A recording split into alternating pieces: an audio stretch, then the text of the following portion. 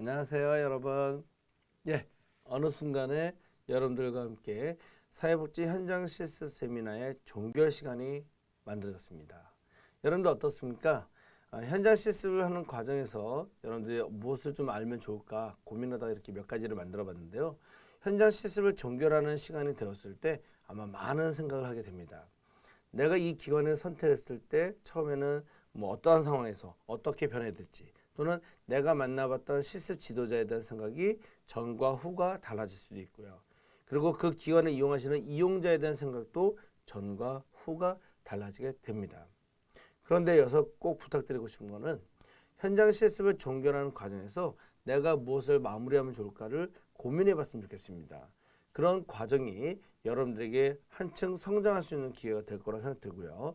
3학년 때 실습을 하게 되면서 4학년에 올라가면서 야, 내가 이런 부분은 참 잘했어. 근데 부족한 부분도 이런 게 있구나 라는 것을 채울 수 있는 어떤 배움, 그리고 3학년에서 4학년으로 올라가는 과정에서는 이제 여러분들이 어떤 현장에 대해서 더 관심 갖고 있는지, 그리고 무엇을 좀 더 배우면 좋을지 이거를 찾을 수 있는 어떤 구체적인 방향이 보이기 시작한다는 거예요. 그래서 여러분들한테 부탁드리고 싶은 거는 현장 실습을 마무리하는 과정에서 실습 지도자와의 관계, 그리고 그 지도자와의 관계를 나의 자원으로 인식하고 잘 관리가 된다면 나중에 졸업하고 나서도 실습 관련뿐만 아니라 현장에 대한 어떤 실천 능력을 향상시키는데 그 지도자가 여러분들에게 하나의 끈이 될 수 있다는 것을 꼭 기억해 주시기 바랍니다. 그러면 이번 시간에 종결 부분을 같이 나누도록 하겠습니다. 사회복지 실습에 있어서 종결 과정에서 그 과정을 한번 이해하고 평가하는 시간을 갖도록 하고요. 실습을 마무리하기 위해서 학교에 제출해야 되는 서류, 평가서 등에 대해서 잠깐 이야기를 나누도록 하겠습니다. 그러면 시작해 볼까요? 실습에 있어서 종결과 평가 단계에서는 바로 실습에 대한 평가를 진행하게 됩니다. 여러분들이 120시간 이상의 실습을 하는 과정에서 자신에 대한 평가, 자기 평가죠. 또는 동료 평가, 지도자에 의한 평가가 진행되는데 보통 지도자에 의한 평가로 끝나게 됩니다. 실습이 평가를 통해서 바로 실습을 내가 제대로 하고 있었는가, 즉 교육의 목적, 실습의 목적이 잘 달성되었는가를 점검해 보는 시간이 참 중요한 겁니다. 그것을 통해서 나의 역량을 강화시킬 수가 있다는 거죠. 그래서 실습생과 실습 지도자가 실습을 통해서 무엇을 배웠는지, 현재 어디에 와 있는지, 그리고 학습하는 과정에서 나에게 영향을 준 것이 무엇이 있는지를 점검하고 평가하는 것은 매우 중요한 거죠. 이럴 때 실습 평가를 위해서 우리가 보통 중요한 것 중에 하나는 실습하기 이전에 실습 목적과 목표를 정하는 것이 참 중요합니다. 그 이유는 내가 어떠한 목적과 목표를 정했는가에 따라서 그 목적과 목표를 달성하는 정도를 체크해 볼 수 있다는 거예요. 예를 들어서 내가 지하도 센터를 실습했을 때 지하도 센터의 이용아동에 대해서 이해하고자 한다, 이렇게 했어요. 그러면 이해하기 위한 방법으로 우리가 자료를 검색해서 읽어볼 수도 있고요. 두 번째, 아이들을 상담해서 이해할 수도 있고요. 그 다음에 세 번째, 신문기사나 어떤 실습 지도자와 상담을 통해서 이해할 수도 있다는 거예요. 이런 구체적인 방안을 제시하면 내가 실제로 이용 아동에 대한 자료를 읽어봤어요. 그러면 달성한 거죠.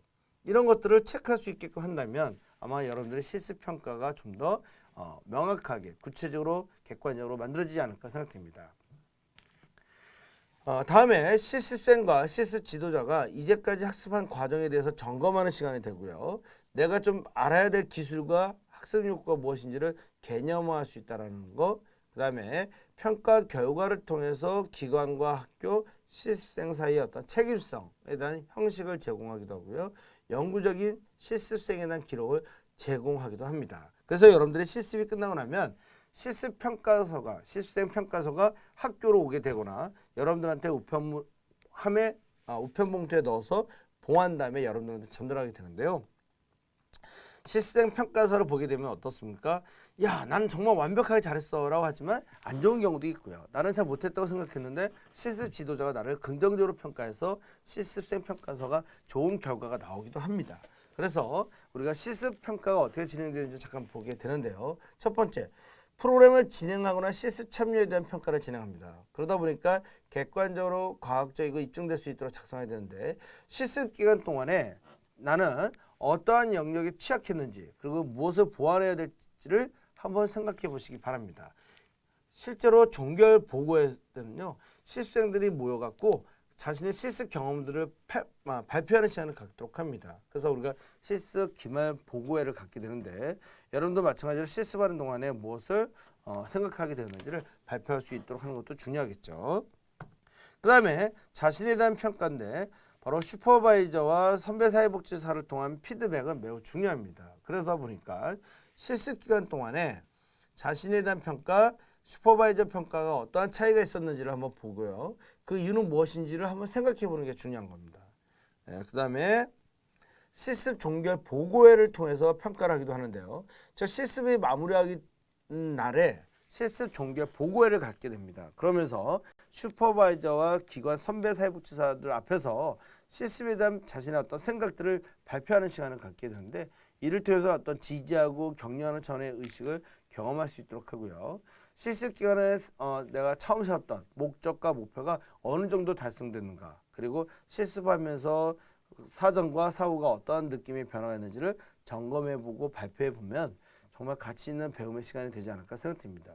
그런데 중요한 것은 이런 경험들이 어떠한 기관은 있지만 없는 기관도 있어요. 그래서 기관마다 좀 차이가 있지만 여러분들이 만약에 없다면 나중에 근무하는 기관에서 꼭 이런 시간을 만들어 보는 것이 의미 있지 않을까 생각됩니다.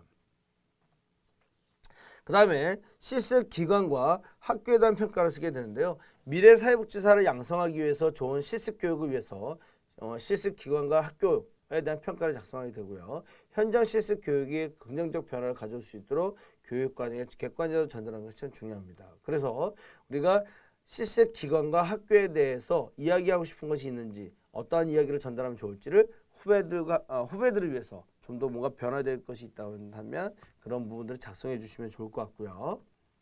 그 다음에 전문가로서의 발전을 위해서 평가를 할 때 어떠한 것들을 좀 고민해야 되는가. 즉, 왜 내가 사회복지사가 되려고 하는가? 사회복지직이 나에게 맞는가? 아니면 사회복지사로서 갖고 있는 나의 장점, 약점은 무엇인지 그리고 나에게 맞는 클라이언트는 누구인가? 그리고 어떠한 문제 영역에 관심을 갖고 있는가를 꼭 고민해 보시기 바랍니다. 그 모든 것들이 바로 평가라는 거죠. 그 다음에 실습하는 경험 동안에 긍정적이고 부정적 경험에 대해서 회상을 하게 됩니다. 물론 어떤 실습생은 만족스럽기도 하고요. 어떤 경우에는 좌절이나 실망감을 가질 수도 있어요. 아마 여러분들이 실습생들의 실습을 마치고 나서 학교에서 발표할 때요. 야, 저 기관에서 저렇게 실습했구나. 우와, 저런 기관에서 해보고 싶다. 이런 생각도 하면서 동시에 야, 저 기관은 참 아쉽다. 우리 기관보다 좀 너무 좋은 것 같은데 이런 생각들을 하면서 많은 생각들을 회상하게 될 겁니다. 그 다음에 습득과 학습 경험에 대해서 검토해 보는 게 참 중요한 거고요. 그래서 현장을 경험했고 배웠을 때 그것을 통해서 우리가 어떠한 사회복지 지식이 좀 증가했는가 그리고 어떠한 실천 기술이 필요한가 이런 것도 좀 점검해 보고 향상되는 것은 무엇이 있는지도 생각해 보시면 좋을 것 같습니다. 그 다음에 개인적 또는 전문적 가치에 대해서 확인해 보고요. 사회복지사의 어떤 그런 경험들, 사회복지사들의 어떤 모습들을 평가해 보면서 나는 어떤 사회복지사가 되고 싶은가 생각해 보시는 게 제일 중요한 것 같고요. 그 다음에 졸업한 이후에 나는 어떤 역할을 하면 좋을까를 고민해 보면 더 정진할 수 있는 실습생이 되지 않을까 생각됩니다. 예, 종교육과 평가하는 과정에서 우리가 학교에 제출해야 될 서류가 있는데요. 제출해야 될 서류가 보통은 이제 기본적인 양식 틀이 있습니다. 그러다 보니까 뭐 표지나 출근부, 실습일지, 종교평가서, 뭐 그다음 사진 2장, 뭐 사진 이용자의 얼굴을 가려서요. 그다음 뭐 기타 기관 분석 보고서, 과제물, 교육자료, 유인물 등이 있는데요. 근데 여기서 꼭 기억을 해야 될 것은 이런 겁니다. 학교마다 기본적인 제출해야 되는 서류가 달라요. 그래서 여러분들이 꼭 기억해야 될 것은 여기에 제시된 모든 서류를 제출하는 것이 아니라 보통 기본적으로 이렇게 제시를 하고 있고요. 학교에서는 어떤 내용으로 전달할지는 고민하고 있는데 여러분들에게 좀 더 힘들지 않도록 하기 위해서 노력을 하도록 하겠습니다. 그 다음에 제본하지 않은 서류 중에는 실습 확인서가 있고 실습 평가서가 있는데요. 실습 평가서와 실습 확인서를 제본하지 않는 이유는 뭘까요? 제본하면 나중에 뜯어내야 돼요. 그래서 보통은 복사를 해서 넣는 사람도 있는데 보통 현장 실습 확인서는 복사해서 넣는 경우도 있어요. 근데 평가서는 보통 학교에 제출하기 때문에 실습 지도교수가 보관하고 있어야 돼요. 그래서 이것은 재보관하지 않는 서류라는 것을 꼭 기억해 주시기 바랍니다. 예, 이것으로 여러분들과 함께 사회복지 현장 실습에 있어서 종결에서 알아야 될 것이 무엇인지를 가지고 이야기를 나누게 되었습니다. 모두 수고하셨습니다. 여러분들 실습을 통해서 행복한 배움을 가졌으면 좋겠습니다. 감사합니다.